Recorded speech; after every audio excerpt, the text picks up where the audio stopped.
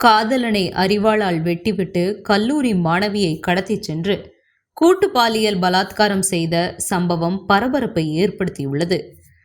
Coimbatore தென்னகத்தின் Manchester என்று அழைக்கப்படும் கோவை மாநகரில் வேலை மற்றும் கல்விக்காக பலர் தங்களது சொந்த ஊர்களை விட்டு அங்கு வசிக்கிறார்கள். இவர்களில் இளம் பெண்களும் தனியாக விடுதிகளில் தங்கியுள்ளனர். இதேபோல் மதுரையை சேர்ந்த 21 வயது மாணவி கோவையில் உள்ள தனியார் கல்லூரியில் முதுகலை பட்டப்படிப்பில் 1ஆம் ஆண்டு படித்து வருகிறார். இதற்காக அவர் தனியார் விடுதியில் தங்கியிருந்து கல்லூரிக்கு சென்று வருகிறார். அந்த மாணவிக்கு சமூக வலைதளத்தில் கோவையில் ஆட்டோமொபைல் கடை நடத்தி வரும் 25 வயதான வாலிபருடன் பழக்கம் ஏற்பட்டது. இதையடுத்து அவர்கள் 2 பேரும் செல்போனில் பேசி வந்தனர். இது நாளடைவில் காதலாக மாறியது. இருவரும் நேரில் அடிக்கடி சந்தித்துக் கொண்டதுடன் விடுமுறை நாட்களில் வெளியே சென்று வந்தனர். நேற்று முன்தினம் விடுமுறை என்பதால் அந்த மாணவி தன் தங்கியிருக்கும் விடுதியில் இருந்து வெளியே வந்தார். காதலர்கள் காரில் பல இடங்களுக்கு வெளியே சென்றனர். இரவில் கோவை விமான நிலையத்தில் பின்புறம் ஆள் நடமாட்டம் இல்லாத பகுதியில் காரில் அமர்ந்தபடி பேசிக் கொண்டிருந்தனர். அவர்கள் இருவரும் காதல் மயக்கத்தில் தன்னிலை மறந்து மகிழ்ச்சியாக இருந்ததாக கூறப்படுகிறது. அப்போது மொபட்டில் அந்த வழியாக வந்த 3 பேர் கார் தனியாக நிற்பதை பார்த்து அருகில் சென்றனர். காரில் உள்ளே காதலர்கள் இருப்பதை அறிந்த அவர்கள் காரின் கதவை தட்டி திறக்குமாறு கூறி மிரட்டினர். இதில் காரில் இருந்து காதல் ஜோடிகள் அதிர்ச்சியடைந்தனர். ஆனால் பயத்தில் அவர்கள் கதவை திறக்கவில்லை. இதையடுத்து அந்த 3 பேரும் அரிவாளால் காரின் கண்ணாடியை உடைத்து காதலனுடன் இருந்த கல்லூரி மாணவியை வெளியே இழுத்தனர். அவரை விடாமல் காதலன் பிடித்து கொண்டும் சத்தம் போட்டார். இதனால் ஆத்திரமடைந்த அந்த கும்பல் காதலனின் தலையில் அரிவாளால் வெட்டினர். இதில் படுகாயம் அடைந்த அவர் மயங்கி விழுந்தார். உடனே 3 பேரும் சேர்ந்து மாணவியை வலுக்கட்டாயமாக அங்கிருந்து மறைவான பகுதிக்கு கடத்தி சென்றனர். அவர்களிடம் இருந்து மாணவி தப்பிக்க போராடிய போது கடுமையாக தாக்கியுள்ளனர். இதில் மயங்கி மாணவியை ஒருவர் பின் ஒருவராக என கூட்டு பலாத்காரம் செய்துவிட்டு தப்பிச் சென்றனர். அதிகாலை 2 மணியளவில் மயக்கம் தெளிந்த காதலன் தனது காதலியை தேடினார்.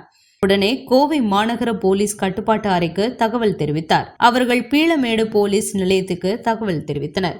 இதையடுத்து போலீசார் சம்பவ இடத்திற்கு விரைந்து சென்றனர். அங்கு தலையில் காயத்துடன் இருந்த காதலனை மீட்டு சிகிச்சைக்காக கோவை அரசு ஆஸ்பத்திரிக்கு அனுப்பி வைத்தனர். மேலும் அந்த பகுதியில் அனாதையாக கிடந்த மொபட்டை கைப்பற்றினர். அது திருட்டு மொபட் என தெரிய வந்தது.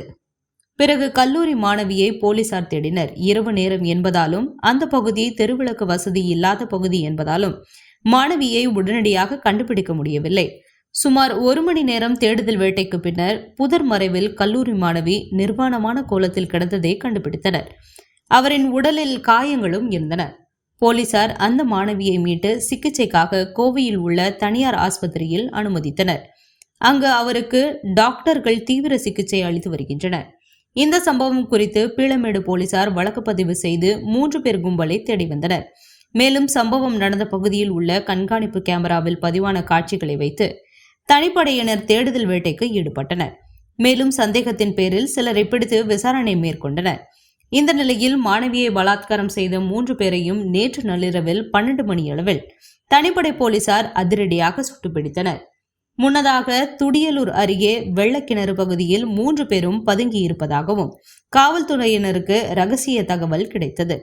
அங்கு சென்ற பீளமேடு காவல் நிலைய ஆய்வாளர் அர்ஜுன், சரவணம்பட்டி காவல் நிலைய ஆய்வாளர் குணசேகர் தலைமையிலான காவல்துறையினர் அவர்களை சுற்றி வளைத்தனர். பின்னர் தப்ப முயன்ற 3வரை பிடிக்க முயன்றபோது தலைமை காவலர் சந்திரசேகரை அந்த கும்பல் இடது கையில் வெட்டியுள்ளனர். தற்காப்பிற்காக துப்பாக்கியால் சுடத் தொடங்கிய போலீசார் 2 பேரை 2 கால்களிலும் ஒருவரை ஒரு காலிலும் சுட்டுப்பிடித்தனர். பிடிப்பட்ட 3 பேருக்கும் கோவை அரசு மருத்துவக் கல்லூரி மருத்துவமனையில் சிகிச்சை அளிக்கப்பட்டது. காயமடைந்த தலைமை காவலர் சந்திரசேகருக்கும் மருத்துவமனையில் சிகிச்சை பெற்றார். பிடிப்பட்ட தவசி, சதீஷ், கார்த்திக் ஆகிய 3வரும் சிவகங்கை மாவட்டத்தைச் சேர்ந்தவர்கள் என்றும் அவர்கள் மீது கொலை உள்ளிட்ட பல்வேறு குற்ற வழக்குகள் இருப்பதாகவும் போலீசார் தகவல் தெரிவித்துள்ளனர். இந்நிலையில் துப்பாக்கிச்சூடு நடைபெற்ற கோவை துடியலூர் அடுத்த வெள்ளக்கிணறு அருகே தடயவியல் நிபுணர் குழு சோதனை நடத்தி வருகிறது.